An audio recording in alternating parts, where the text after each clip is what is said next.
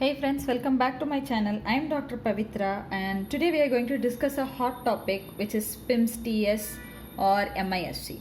And I am hoping to finish it within 10 minutes and these are my references. If you see, my notes are already made.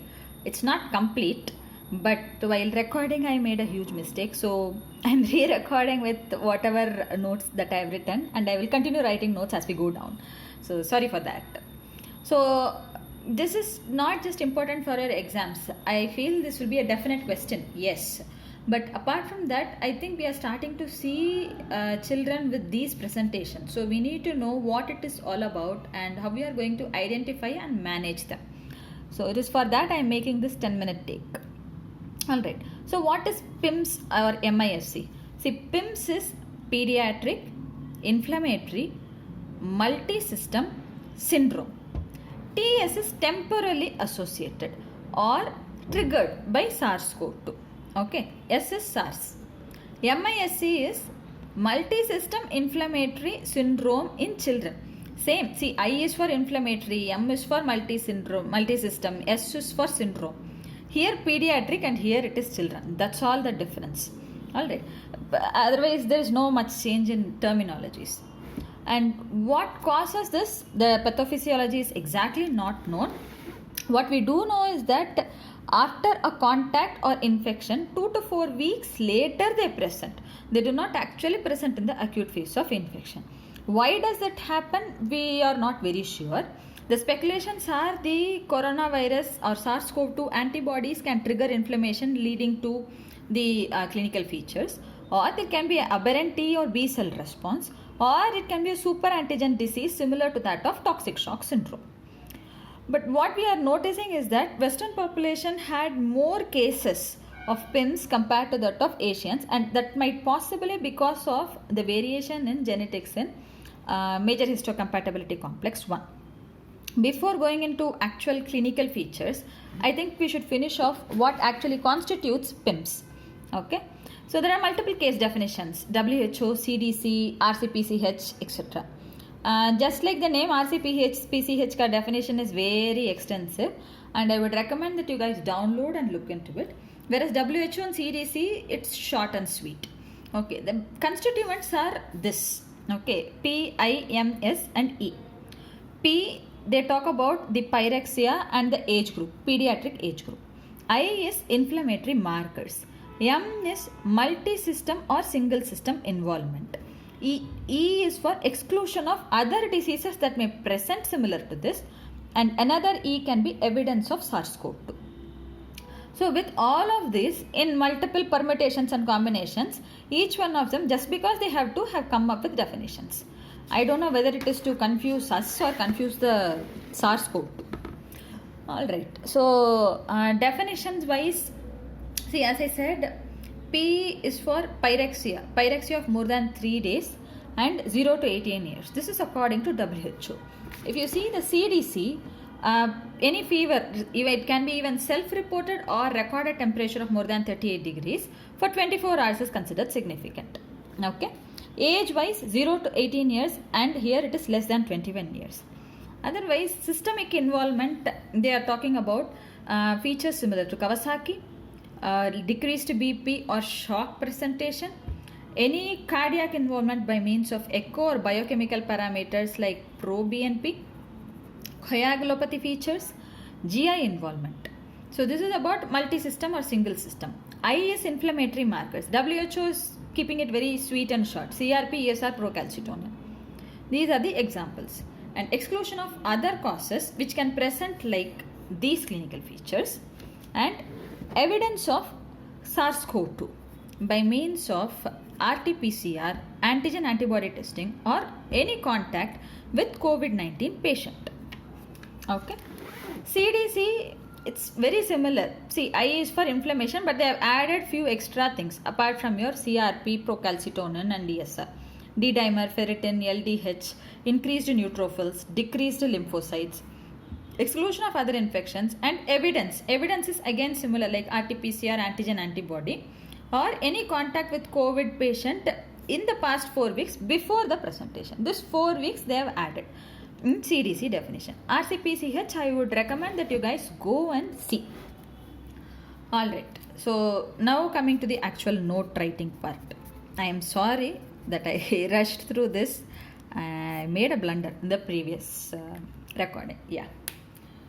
Okay. So clinical features wise, see there is a three phenotypic mode of presentation. Phenotype is how the physical manifestations of a disease are. One is like a Kawasaki disease, less than 5-year age group. Okay. Another one is in older age group. Older age group, what do they present with? They present very similar to that of macrophage activation syndrome. This is in adolescents, especially adolescents. They present with fever, organomegaly, pulmonary involvement, etc.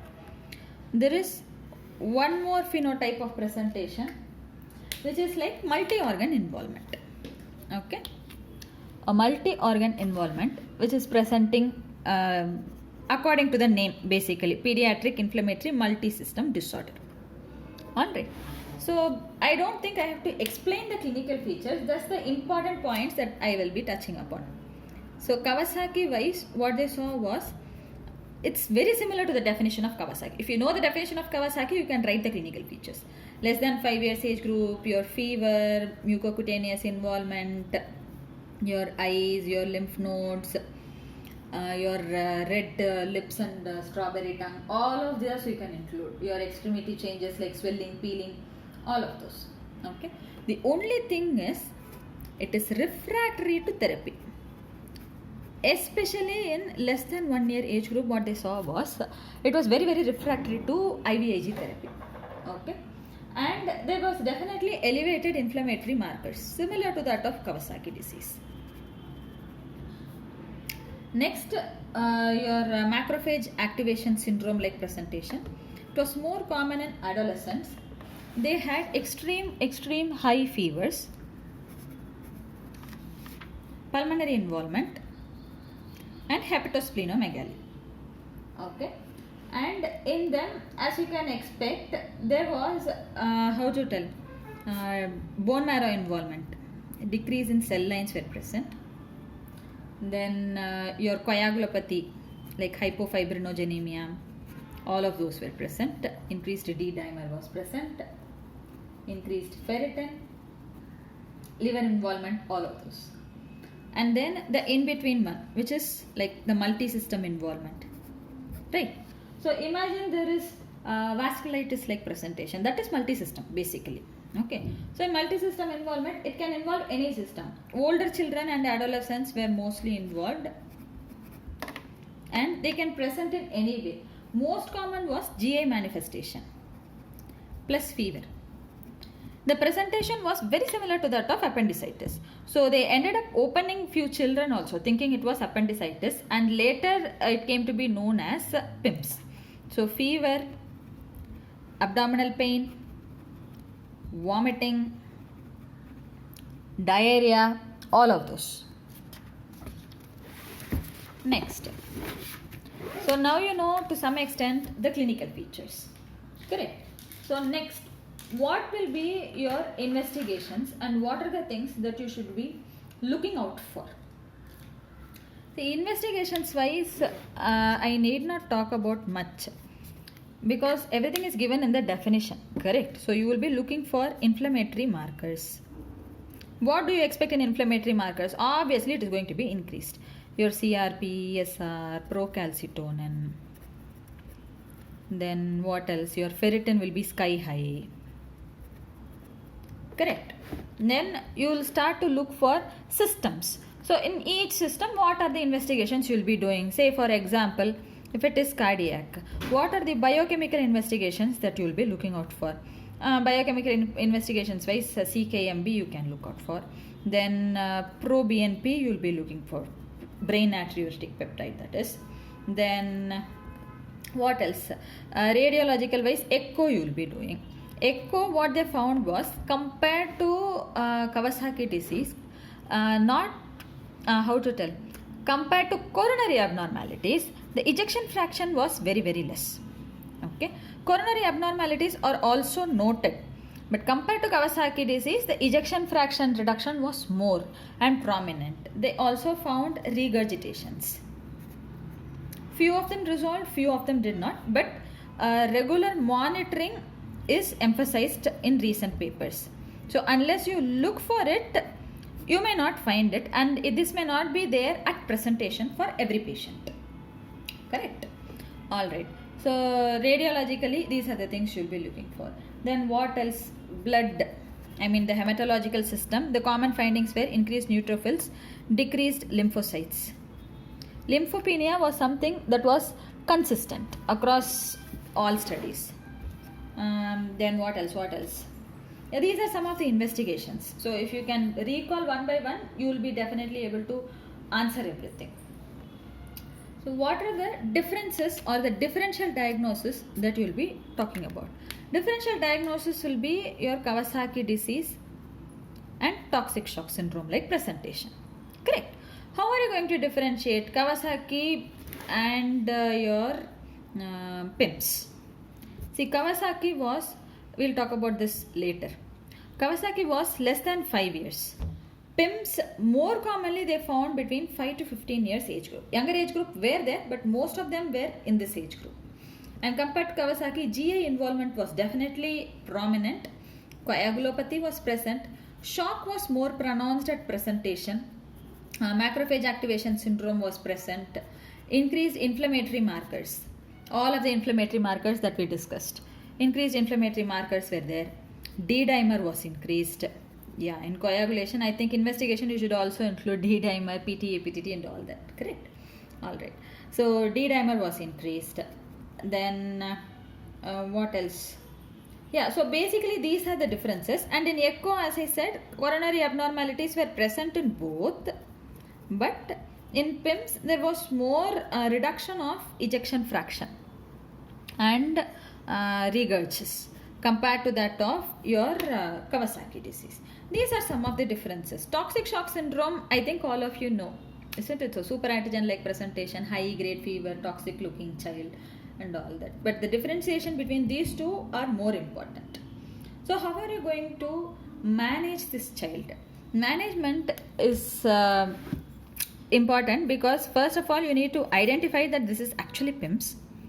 And that will be gotten from your history and corroborative investigations. There is no specific investigation to say that this is PIMS.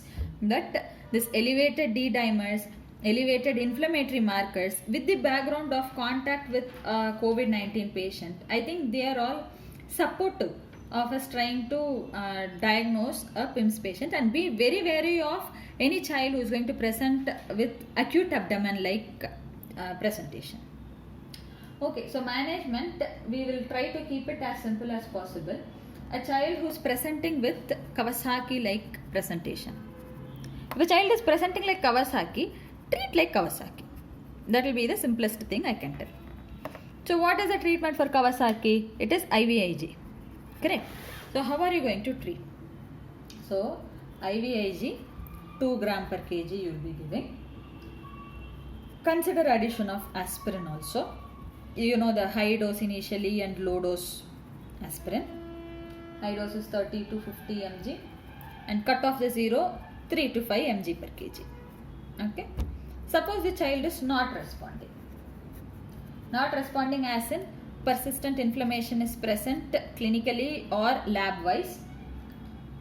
Then you can add IV methylprednisolone.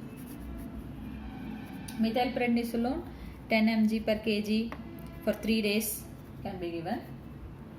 We can consider oral steroids also. But if the child is again not responding to this, what are you going to do? You are going to treat with biologic agents. Okay. Biologicals are, I think all of you would have heard of these biological agents. Tocilizumab, next infliximab, then anakinra. Tocilizumab is 8 mg per kg, infliximab 5 mg per kg, anakinra is 1 to 2 mg per kg to a maximum of 8 mg per kg. I am seeing that I am exceeding the time limit of 10 minutes, but I'm sorry. Okay, at this point we can even consider a repeat IVIG. There are multiple protocols which are available and there can definitely be variations, but this is from the references that I mentioned earlier. Infliximab, we can use it in less than 5-year age group. Suppose this child is having a shock-like presentation. Okay, any child who is presenting with shock. The shock in PIMS is vasoplegic shock. So, treat with fluids. If the child is not improving, then add norepinephrine or vasopressin. And as the last means, consider hydrocortisone. So this will be your step-by-step management of shock. If the child is having too much dysfunction, cardiac dysfunction as in inotropic dysfunction, consider adding epinephrine. Next, suppose this child is having increased D-dimer. We are looking at D-dimer also in the investigations, isn't it? So, the child is looking like child is having coagulopathy, prone for thrombosis and all that. Then we can consider adding low molecular weight heparin. Okay. Low molecular weight heparin may be 0.5 to 1 mg per kg twice a day can be added. So this is about management. What about prognosis? There are few markers which are considered bad prognostic markers. One is increased D-dimer activity. Rather than prognosis, I would say this correlates with disease activity. Increased D-dimer, your pro-BNP, all of those correlates with disease activity. Pro-BNP especially correlates with your cardiac dysfunction, isn't it? So these will come under your prognostic criteria. Decreased sodium has a poor prognosis. Decreased platelet has a poor prognosis. Yeah, in the Kawasaki, I think you should add platelets also. That is something I missed out. Correct. I'm sorry I'm missing out. This I'm actually shooting live. Live, should I call it live? Yeah, I don't know. But this is a single take thing. So I am also trying to recall and put down all the points. So in Kawasaki, what do you expect? After 1 week, you expect increased platelets, isn't it so? But as far as PIMS is concerned, decreased platelets is what is found. And decreased platelets do not have a very good prognosis. So prognosis we have considered. Then what else you can think about? I think this is it. I think this should be enough for you to get a basic idea of how the child is going to present. So important for you to remember is, try to keep this in mind for any child who is presenting with acute presentation of shock, acute presentation of acute abdomen, and any child who is presenting like a toxic shock syndrome like presentation. A less than 1 year child who is increasingly irritable, looking like Kawasaki. Keep this also in the back of your mind, and always consider expert opinion. Not consider, take expert opinion, because we do not know much, experts know better. So ask them how to treat if you are not able to manage. There are multiple good papers which you can refer, and that's it. So go ahead, read up on the papers, tell me any other extra points that you have learnt. We will all learn it together. So thanks guys, thanks for your patient listening. Please subscribe to my channel, hit the bell icon next to it so you get instant notification. Share it among your friends so we can all learn this together. Bye bye and all the best.